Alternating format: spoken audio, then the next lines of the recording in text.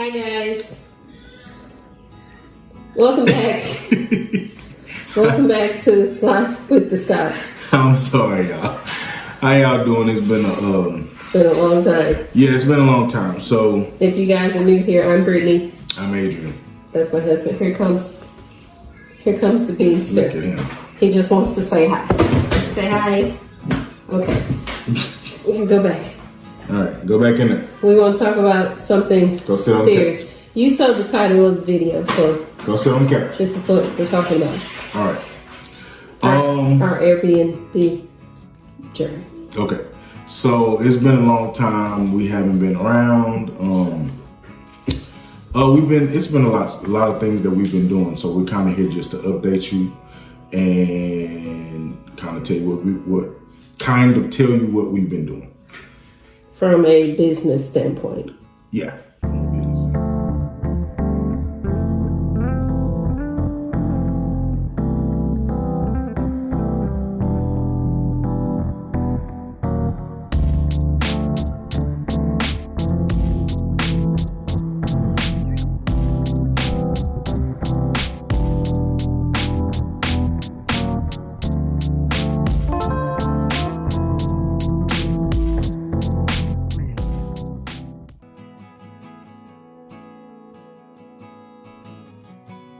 From a business standpoint. Because last year, well, we're two business-minded people anyway, all about sustaining our financial wealth and financial stability for generational wealth for our children. And yes, so that's where we were. And then also too, so not just diving into entrepreneurship, but actually being entrepreneurs. And this is the thing about being entrepreneurs. Like, you actually have to do work. I think people, when they say, oh, it's entrepreneurs, like, oh, I don't have to go to a job. Well, even with the books I've been reading, and one of the books I recommend is the 21 Success Secrets of a Self-Made Millionaire by Brian Tracy. Look past the self-made part, because we love God, we love Jesus. That's who we get, that's who our source is from. So don't look at the self-made part, but just look at the habits, the traits of people that want to create wealth for themselves. So one of the tidbits that he was saying, that most people that are successful, and this is just hypothetical, I mean, it varies. You got people that work 1 hour, you got people that work a bunch of hours, and it'll equal out depending on what they do. And, you know, that person that works 1 hour makes a lot of money. That person that works a dozen hours makes a lot of money. So it just depends on what you do. So I want to kind of taper it off there. But one of the things he was saying is that the person that, go back in there and sit down. Go sit down. One of those traits is that person, a successful person, will work more than an 8-hour work week, right? I mean, more than a 40-hour work week. So that person will work probably about 60 to 70 or more hours into what they're trying to do. Go ahead. Mm-hmm. Which is true. So I guess we're just going to dive right into it, right? Okay. So like I said, you guys have seen the title of this video by now. I hope you read it and you know what we're talking about. So in the beginning of our journey, I think we started back in, it was last year. I cannot remember the month. We're just going to say October. Yeah. Between September and October of last year, 2022. Yeah.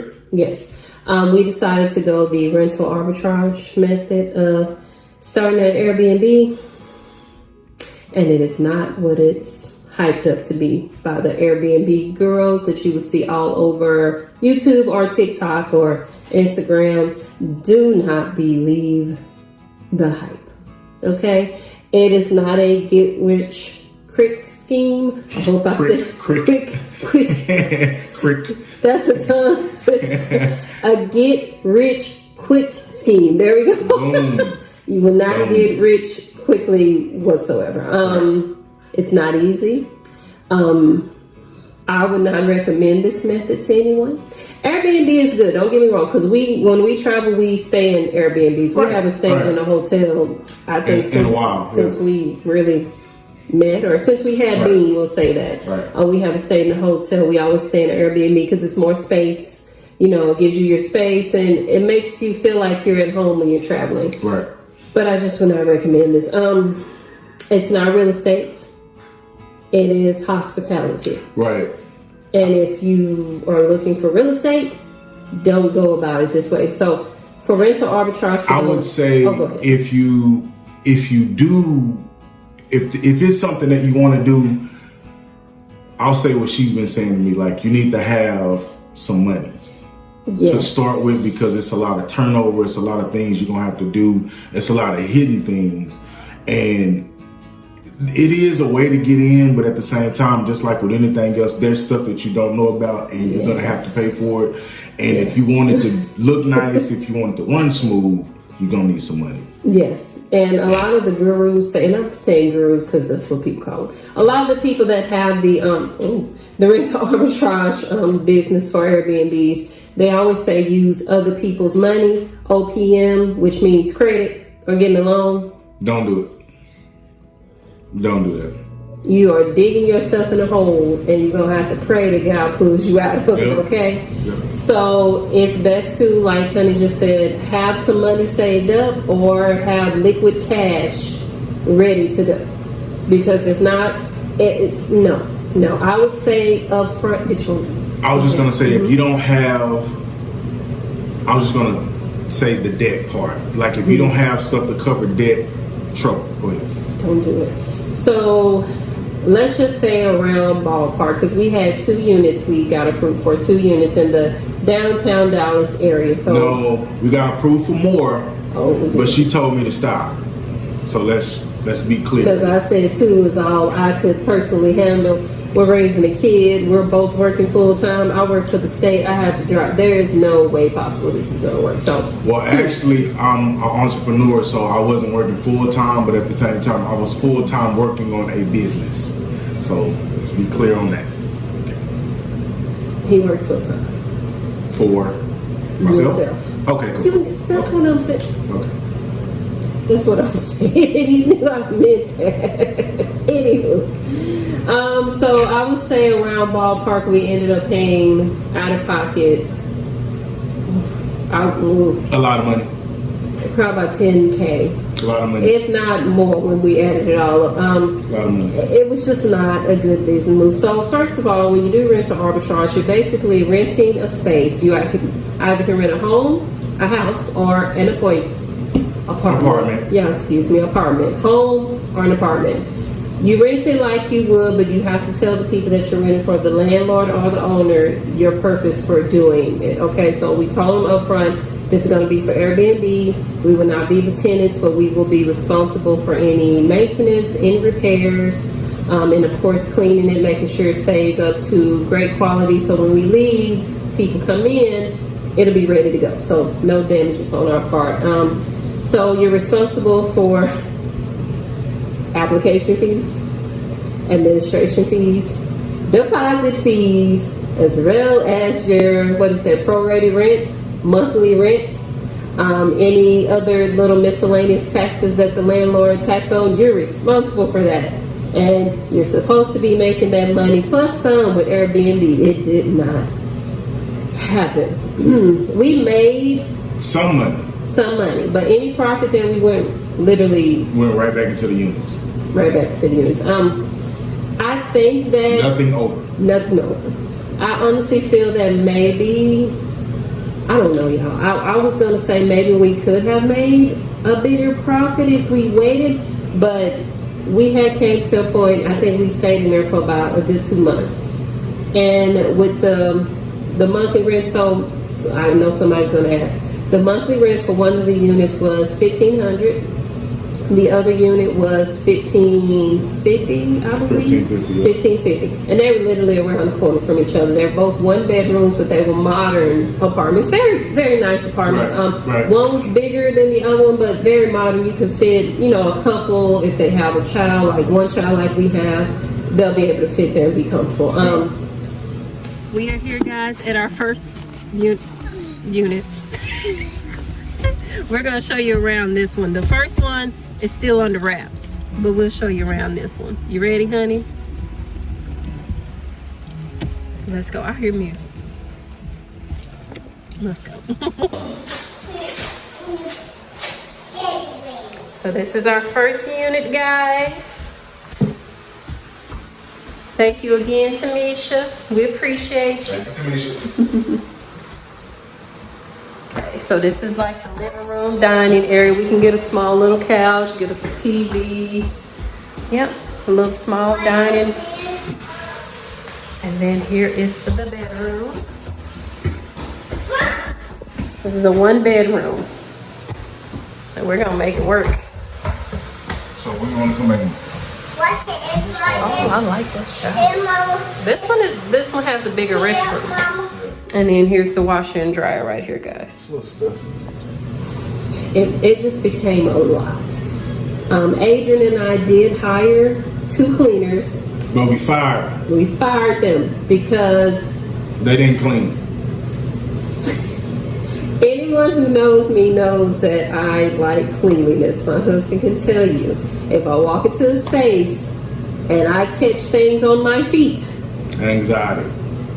Not an attack, just like I don't like it. Not If good. I'm picking up crumbs, I sweep around this house all day long because I don't like things on my feet. So when I'm paying you to clean, you're not washing my sheets, you're not washing my towels, you're not dusting anything, you're not sweeping, you're not mopping. And then one young lady said, oh, I'm going to sweep and mop, and she had to use our stuff. She didn't even have the stuff to do. So I said, why did you say in your advertisement you did when you did not? So we ended up firing our cleaners. We said, okay, we can go do it ourselves. don't do it. Draining, y'all, because we had people checking in, like one unit, somebody would check in, we had to go clean out. Someone would be checking in within an hour or 2 later. So we had to split up, go clean, go wash the linens, go wash the towels. Bean was with us the whole time. He Moving flipping around, out. tearing up stuff. Yep. At the time, he was still in diapers, so we changing diapers. We're feeding him. We're giving him snacks. And it would take, how long would you think it would take, honey, to clean the unit? Okay, so And it just sometimes I couldn't go clean the unit because if I was at church or at work when people were checking out, I couldn't. So he would have to take off from what he was doing and go clean it. Right. Okay, so this is right. It was a lot, y'all. Now you have, and this is just being real because we have to deal with it. So some people don't clean their units. Some people go in and do like walkthroughs. They kind of spot clean. Yes. And I'm pretty sure the reviews that we saw on Airbnb,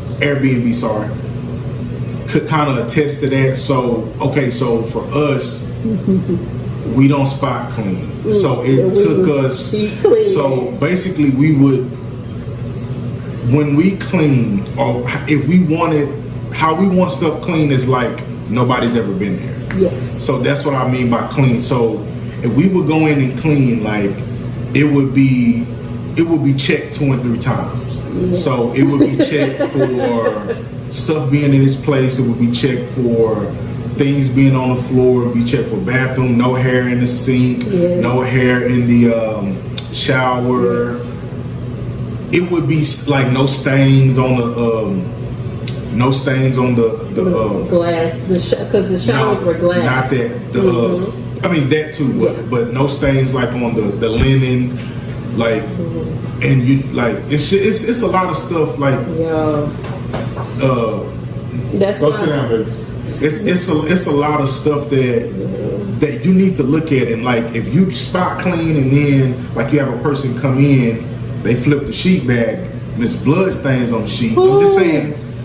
That means you spot clean. That means that when you went in there, this ain't that dirty, which is nasty. I want to tell you that, because if somebody laid and slept there, and there's people that do that, just because you think it's not dirty and clean, doesn't mean that you can just remake the bed.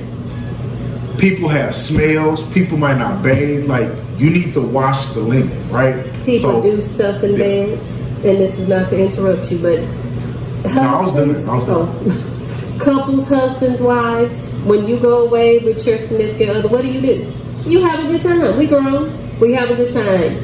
People do things in beds. That are disgusting. Okay. Y'all, it was once. Yeah, we've seen some stuff, man. Whoa, Some crazy stuff. One time I came to clean, I told him, I said, honey, I just pulled back the comforter because we would have a comforter, we would have the sheet. You know, it was like a home. I pulled back that comforter, y'all, and I tell y'all, it was stains all over that bed. And y'all know what type of stains I'm talking about, women. Okay. Everything. And I was like, boom, the hair, the balls of hair. Yeah. It is hospitality. And if I know there's people that have cleaning businesses, that's good. We probably just didn't have a good cleaner, but my God.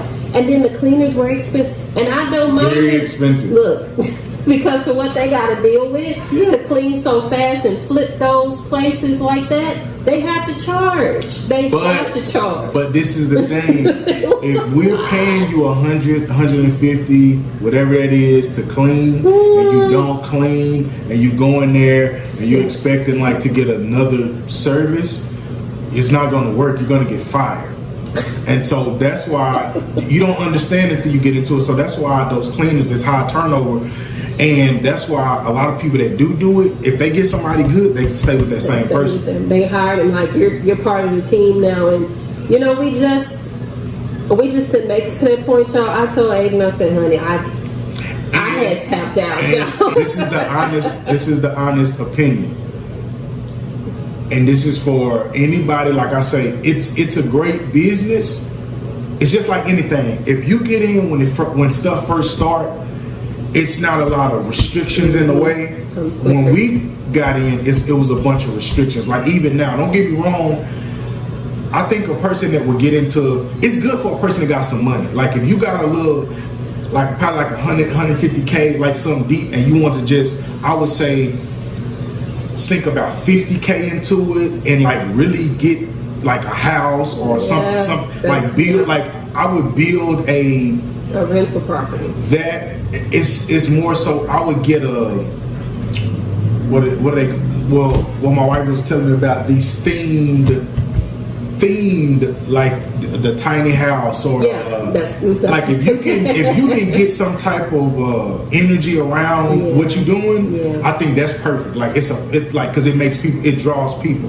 But if it's just like, oh well, I want to get 2 apartment complexes, I'm gonna rent them out, and you don't like, I think we have to learn the business as we went. I think our money wasn't to that level yet. This is honest.